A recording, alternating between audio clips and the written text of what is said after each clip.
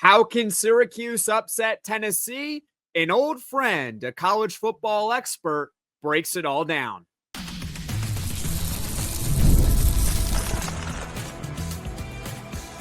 You are Locked On Syracuse, your daily podcast on the Syracuse Orange. Part of the Locked On Podcast Network, your team every day. Hello, everyone, and welcome into Locked On Syracuse. I'm Jackson Holzer, and thank you for making us your first listen of every single day here on the Locked On Podcast Network, your team every day. We are always free and available wherever you get your podcasts. And on today's show, we are joined by an old friend of ours. We've had many battles here on this show, but we are friends for this episode. Of course, we're always friends in general. Of course, I'm talking about Tyler Budge. He goes by at CFBudge. You can find him on YouTube. He's got plenty of subscribers there. He does great work covering all things college football. He definitely is an expert. And you know what we love to do here on Locked On Syracuse? We like to get a neutral party to talk about this matchup here. Week 1 against Tennessee, 12 o'clock Eastern, Saturday in Atlanta, Georgia. It's one of the bigger games of the weekend, and I'm not just a Syracuse fan saying that, just objectively, it's a pretty big game for both teams. We know that Syracuse is an underdog. Check FanDuel right now, 13.5 point spread in favor of Tennessee. So Tyler, first question to you right here. What are your 3 biggest keys for a potential Syracuse upset? Yeah, I mean, it's a big game. It is an exciting game. And, you like to look at the Vegas spread and let that set your expectations. But there's a lot of ways a game can go. And it's not as extreme of an example, but we just saw in week 0, Iowa State's a 3-point underdog. They had to look at that number all off season, and then they just go out and win. So the way the game script plays out can really drastically impact sort of how the game goes. I think Syracuse has got to control the ball in this game, and they got to control the clock, especially with how volatile we've seen Tennessee's offense be at times recently, even last season. And part of it had to do with Nico's inconsistency. Tennessee had times where they straight up could not move the ball on offense, which is not what you would conventionally think of when you think of Josh Heupel. If you weren't really paying attention to Tennessee last year, you would have just assumed they got to the playoffs because they had a killer offense because it's Josh Heupel. The reality was Tim Banks absolutely rounded out that defense, and they had future NFL guys all over the place. James Pierce at one point was getting mocked number 1 overall. They won with defense and with an inconsistent, albeit solid running game and mediocre passing game last season. There's not a big indicator that Tennessee's just going to turn it on and figure it out, especially with Joey Aguilar. We'll talk about him a little bit more later, I'm sure. But one of the keys has got to be clock control. If I'm Syracuse, they've got the 2 new running backs this year. You've seen Will Nixon, pretty unproven production-wise, but and also a new look offensive line as well. A couple of transfers being infused up there. So controlling the ball. I mean, it sounds like a cliche, and it's something that you usually say, but that's going to be a very critical factor. Taking care of the football. Take care of the football. We saw Kansas State score 2 long bomb touchdowns against Iowa State. They had the more explosive plays, but they could not take care of the football, and neither could Iowa State, to be frank, but Iowa State avoided more of the turnovers. That's the big game we have to operate off of. That's why I've referenced it twice. But really 2 of the major keys, I think, would be right there. And then the third, we kind of alluded to it just a second ago, attack that Tennessee secondary. See if they're going to hold up this season. I talked about the job Tim Banks did revamping that defense last year. Jermod McCoy, their top defender, one of the best DBs in the country, and he's healthy. He's going to be out, I believe, for most of the season with recovering from a torn ACL. And then you talked a little bit about Boo Carter in before this show when we were talking. He's questionable. He just returned to team activities. So maybe a little bit more thin in the secondary. We'll see. It's a big part of Syracuse's offense, but they're definitely going to have to take their shots and try to take advantage of that Tennessee secondary. I want to go back to that first key because it really relates to Syracuse last year as far as ball control. Syracuse on defense last year, you look at the numbers, not very good. But one way they were able to mitigate that, they kept the defense off the field. In other words, the offense was very good with time of possession. If you go back and look at the stats, I think on average, Syracuse last year controlled the ball for 33 minutes per game, which led the ACC. So as bad as their defense was a year ago, it wasn't on the field all that much. So if they could just get that stop or 2, they were okay because they knew the offense would have the ball and they knew the offense was going to go down the field and put up some points. Let's talk about Joey Aguilar here, all right? From Appalachian State, he's got talent. He can run a little bit. I'm not going to sit here and call him Lamar Jackson, but he's athletic. He's mobile. He can run. How do you think they're going to use him? Because, like it or not, Tennessee fans have pointed it out to me. Josh Heupel, his offenses, they mitigate turnovers with quarterbacks. That's great. But can you do it with a guy like Joey Aguilar, who 24, 25 interceptions the last couple of years, Tyler? How do you think they're going to use him in week 1? Yeah, I have faith that most quarterbacks, if they operate the system effectively, can be good in that Josh Heupel system. We've seen it time and time again. You plug in the right guy and they can do well. Nico at times had the inconsistency, but for the most part, quarterbacks in the Josh Heupel system look like robots. They get the ball, they turn, and they pass to their first option. The majority of the time, it's what Hendon Hooker did, and he ended up getting drafted in like the first couple of rounds because of how great he looked. I believe he got waived today by the Lions, by the way. So you're going to see, I think, a more robotic Joey Aguilar in this system. I think you're going to see him hand the football off a lot because that Tennessee running game is what they hang their hat on. Last season, that was a big part of them. And if their tailback didn't go down with an injury, maybe we would have seen a little bit more of a competitive game there against Ohio State in the playoffs last year.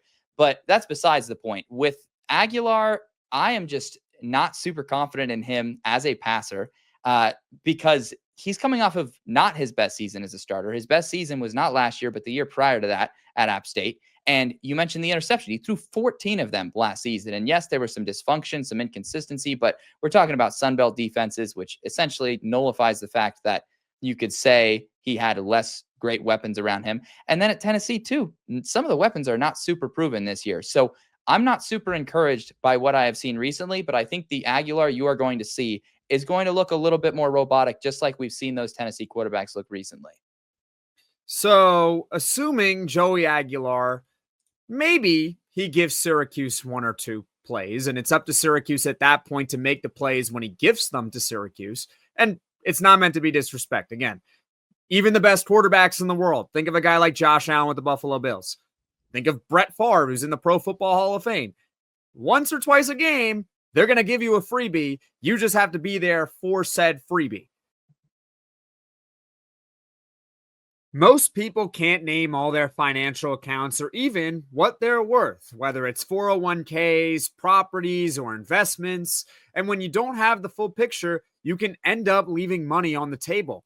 That's why there is Monarch Money. It's an all-in-one personal finance tool that brings your entire financial life together in one clean, easy-to-use interface on your laptop or your phone. Monarch is built for people with busy lives. If you've put off organizing your finances, Monarch is for you. Monarch does the heavy lifting for you. You can link all your accounts in minutes, see clear data visuals, get smart categorization of your spending, and finally feel in control of your money without ever touching a spreadsheet.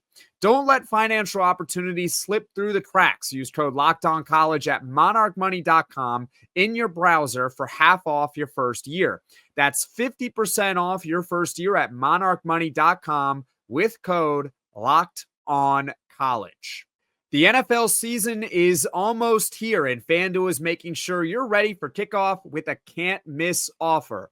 Right now, new customers can bet just $5, and if your bet wins, you'll get $300 in bonus bets to use across the app. FanDuel makes every game more exciting, whether you're watching your team or just keeping an eye on your fantasy lineup. I'm a New York Jets fan. I know they're going to lose basically every single week, so one thing I may do to make myself feel better is bet against the New York Jets. That way, if they win, I'm happy. Maybe I lose a little bit of money, but that's okay. I'm happy that they won. If they lose, which they do most of the time, guess what? I still profited off them losing. So, are you ready to play? Download the FanDuel app now by visiting FanDuel.com to get started. That's FanDuel.com. But let's talk about the rushing attack. And once again, we are joined by Tyler Budge, CFBudge, over on YouTube. You can also find him on all social platforms. Great college football expert as we break down this Syracuse and Tennessee game. We know Tennessee likes to run the ball. They are one of the best rushing teams in the country since Josh Heupel has taken over. Literally every single year. You can just look at the numbers team-wise. Borderline, sometimes even over 200 rushing yards per game. With this Syracuse team, who struggled against the run last year, how can they possibly contain this Tennessee running game?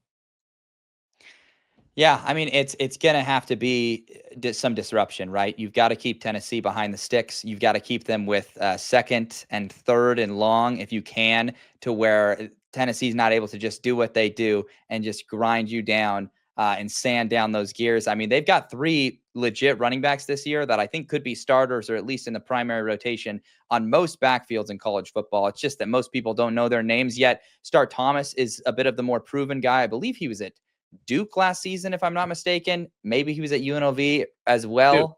I might be thinking of someone else. Thank you. It is Duke.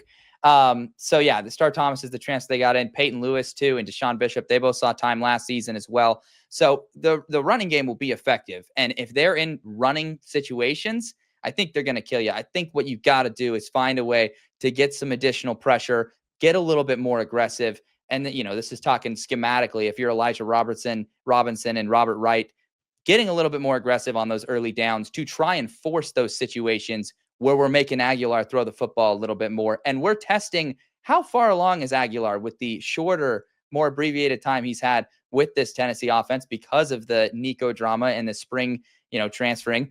Ironically, Tennessee will likely apply that same philosophy on the other side of the ball to Angeli to be like, let's see how he's gelled with this team in the few months he's been there. So it'll be an interesting storyline to see the quarterback play for both of these teams. And I just really think it's going to be important to get aggressive in those early downs, even if you're risking possibly giving up a big play. It's very interesting that you say that, because I've heard multiple people now say that about how Tennessee is probably going to do the same thing with Steve Angeli. They're going to make him earn it.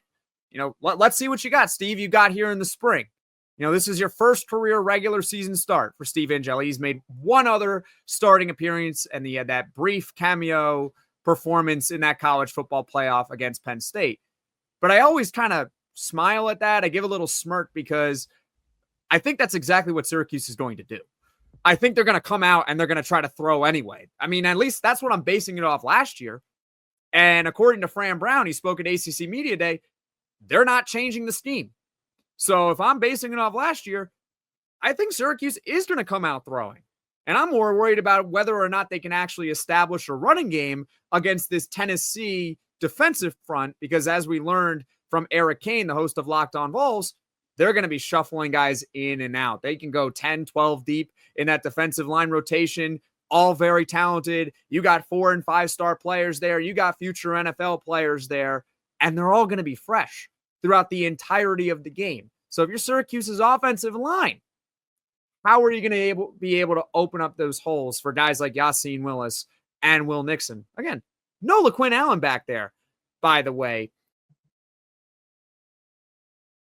When the opening whistle blows on a new repair, get your crew moving forward with SupplyHouse. Order today and see parts on your doorstep tomorrow.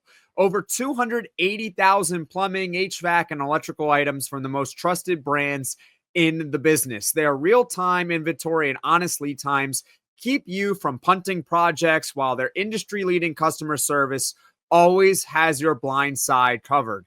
Need parts fast for a project? SupplyHouse has next-day delivery. Talk about a real game changer right there. Join the free Trademaster program today and score serious perks like priority shipping, lower prices, and a dedicated support line. Visit supplyhouse.com to sign up for free and use promo code SHCollege5 for 5% off your first order. That's supplyhouse.com. Real people, real service. We can flip it over now to some game predictions for everyone here. Who do you think throws for more yards? Steve Angeli or Joey Aguilar? I think regardless of the result, I'm pretty confidently rocking with Angeli. Just in terms of the approach and the game plan, it feels like he's going to get more opportunities and have more yards. I think especially if Syracuse falls behind in this game, you are totally right. I'm very curious, though, what Tennessee is going to do. You would think they're going to come out running, which is my best guess, probably your best guess as well. And Syracuse, you think their counter is they're going to load the box. They're going to do everything in their power to shut down that run game. So now, what's Joey Aguilar going to do with one-on-one coverage across the field? What are those wide receivers of Tennessee going to do with one-on-one coverage? Because that's pretty much what it's going to be the entirety of the game. I can't see Syracuse stopping the run game with 5-6 guys in the box. It's just, they're going to have to put 7 in there and just wrap up when you have a chance to make a play. I am also going to go with Steve Angeli, but I do think there is an outside chance with Joey Aguilar, because if he can slice and dice that single coverage all game long, look out if you are Syracuse. Who do you think wins the turnover battle, Syracuse or Tennessee? I'm going to say that Tennessee wins the turnover battle, but I will say, well, that's all I'll say. I think Tennessee wins the turnover battle. Interesting. I don't think Syracuse has to win the turnover battle to win. I don't think this is one of those scenarios where you got Cal going into Auburn and they need Auburn to turn the ball over 5 times in order for them to win by 7.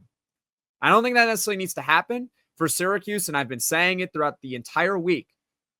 When you get a chance to make that play, you got to make that play. And not only do you have to make that play, you got to house it. We're talking about scoop and score, pick 6. Tyler, you're familiar with this play, and I've said it throughout the week. Devin Grant against Miami at the end of the year. That fumble 6, when he stripped Xavier Restrepo after that first down, completely changed the game for Syracuse. They are 13.5-point underdogs. You get a pick 6. You get a scoop and score. That 13.5-point advantage, completely nullified. It's gone. That is a 14-point swing right there if you're Syracuse. So it's not necessarily about winning the turnover battle, even though I do think it'll be Tennessee that wins it. It's about making the big play when it's there for Syracuse, assuming, of course, it is there. Let's play a little bit of a game of fill in the blank. And before we do so, once again, we are joined by Tyler Budge. He goes by CFBudge. You can find him on YouTube and all social platforms. Independent college football expert. I'm sure he's going to be watching this Syracuse-Tennessee game at noon Eastern, as well as all the other games that are taking place throughout Saturday and over the course of the week. This is the other big one on Saturday, of course, Ohio State and Texas. Not naive to that as a Syracuse fan, even though this is a Syracuse channel. That's a big game. Let's fill in the blank, though. Let's say Syracuse maybe pulls off an upset, okay? Fill in the blank. Syracuse upsets Tennessee if? Syracuse upsets Tennessee if Angeli throws for over 300 yards. Okay. I'm going to say they slow down Tennessee's running game and hopefully hold their running backs to under 4 yards a carry. If they can hold down the running backs to under 4 yards a carry, I think it gives them their best chance to win. Don't say the opposite now. Tennessee takes care of Syracuse. They handle their business if? Ooh, Tennessee handles their business if, I'll be lazy and I'll say if they win the turnover battle. That's fair. That's fair. I think Tennessee is a lock to win this game if Joey Aguilar doesn't turn the ball over, doesn't put the ball in harm's way. Whenever he's called upon, he makes the big play for Tennessee. You know, at times they are probably going to have to throw the football. Naturally, it's just football. You might be 2nd and 3, but all of a sudden you get a holding call. Now it's 2nd and 13. Then all of a sudden it becomes 3rd and 8. They're going to call upon Joey Aguilar at some point. New quarterback for Tennessee. If he takes care of the football, he finds his open receivers against this inexperienced Syracuse secondary, I don't think Syracuse has a chance. It's already going to be hard enough to contain the running game of Tennessee. If they can't stop the pass of Tennessee, I don't know what we're doing here. I got to be honest. If Joey Aguilar is going to sit here and throw for 300 yards and 4 touchdowns, you just tip your cap and you say Tennessee is so much better than Syracuse, and they really have no chance. So Tennessee, they take care of Syracuse if they establish that passing game when called upon with Joey Aguilar. All right, Tyler, I'm putting you on the spot here. Prediction time. Syracuse or Tennessee, and what's your score prediction? Yeah, I don't know if I have a score prediction off the top of my head, but I'll come up with one. But what I will say is I am not super high on this Tennessee team to begin with. I know some people still have them ranked. I know some people still believe they can be a playoff contender. Like Tennessee fans are picturing like, oh, it's time for the next progression. We just made the playoff next year. Let's win a playoff game this year. But I'm really not super high. I don't love what happened to them in the spring with the Nico situation. I don't love having to turn to a quarterback in the spring portal window that you didn't otherwise think was going to come in here. And it kind of felt like he was really their only option. It wasn't like a Syracuse situation where they had already named a starter and they were like, hey, this is just an extra guy to increase the competition. It was like, you brought him in and now this is your guy. And I just feel like their defense got worse this offseason. I feel like they're going to have worse quarterback play this season. And I just think it's going to be a worse Tennessee team. With that being said, I feel like a lot of those same things can be said about Syracuse too. And so it is just unfortunate they're in this position. Both teams, I think, are very well coached. But I would almost say that I have more faith that the Syracuse coaching staff will get more out of their roster as it appears, which is a hot take because Heupel's done an incredible job. Tim Banks is one of the best defensive coordinators in the country, but also it was an extremely impressive effort by Syracuse last year. I am very confident Syracuse covers the spread in this one. I am, however, just going to lean Tennessee for my pick. If I had to pick a score prediction, I would say we're getting like a 34-30 Tennessee victory. Man, you got me all excited. I really thought that you were going to be the first independent person that I have seen go live. We're not live, by the way, but go on camera for everyone to see and actually pick Syracuse to win as an independent. It's one thing if I were to sit here and pick Syracuse to win. I'm the Locked On Syracuse host. I'm not actually picking Syracuse to win, but let's say I did. Hey, I'm the Syracuse host. What do you want me to do, right? You got my hopes up, Tyler, but close loss for Syracuse. I'm not going to sit here and say I'll sign for it. What I will sign for with Syracuse, I'll take a one-score game in the fourth quarter because anything can happen if it's a one-score game in the fourth quarter. I'll sit back and say, you know what? Take it from here. Syracuse, one-score game in the fourth quarter, and just hope they can make that extra play to knock off Tennessee. By the way, Tennessee, Tyler mentioned some have them ranked, some don't. The AP poll, which is pretty important, it does have them ranked at 24th in the country. Hopefully, if Syracuse wins, they would also be a ranked team in the country. We'll see, and we'll worry about that if and when Syracuse actually pulls off this upset. Tyler, is there anything else you'd like to add? You know, I just add that I actually made my picks this morning. I think College Football Brownie on Twitter. Actually, I don't even know if he's the one posting it. It might be Matchup Tracker. There's somebody on Twitter that's going to be posting a bunch of creators' picks. And so I had to submit my picks to them this morning. And between the two neutral site games in Atlanta, I wanted to pick one of those ACC teams because I do feel that the SEC does get inflated a little bit in the preseason. And I ended up rocking with Virginia Tech instead of rocking with Syracuse. But it was a coin flip. I knew I was going to rock with one. I didn't feel like rocking with both because I'm always a little bit more cautious early in the season, but what I will say is Fran Brown has given me reason to believe. And so when I look at a schedule as stacked as this, I know for a fact they can punch above their weight. They showed that last year against Miami. I think they can do it in a game this year, and Tennessee could be that game. I just don't know if I'm ready to take that leap of faith yet, but best believe I will be taking a leap of faith on Syracuse in one of those games this year where they are an underdog. Well, thank you so much, Tyler, for taking the time here. Where can people find you on social media? Yeah, CFBudge everywhere, basically. TikTok, Instagram, YouTube, Twitter, or X, formerly Twitter. Rest in peace to Twitter. But yeah, basically anywhere. Awesome. Thank you so much, and hope to talk to you again soon. Thank you all so much for watching and listening to that interview with Tyler Budge. Now, as far as what's coming up on Locked On Syracuse here in the near future, tomorrow, we got matchup analysis, how Syracuse and Tennessee match up against each other. Now, unfortunately, it's beyond my control. It's beyond your control. Syracuse and Tennessee are playing a little bit of gamesmanship at the moment, so neither side has released an official depth chart. We're going to have to use our best guess on each other's depth chart. Regardless, we're going to do our best to do an in-depth matchup analysis between the two teams. Then on Friday, we got Poll Friday here on Locked On Syracuse, a mini podcast. Who will be Syracuse's MVP on Saturday against Tennessee? It's a prediction for you all. Also on Friday, perhaps a full podcast, maybe another mini podcast. We'll see depending on timing.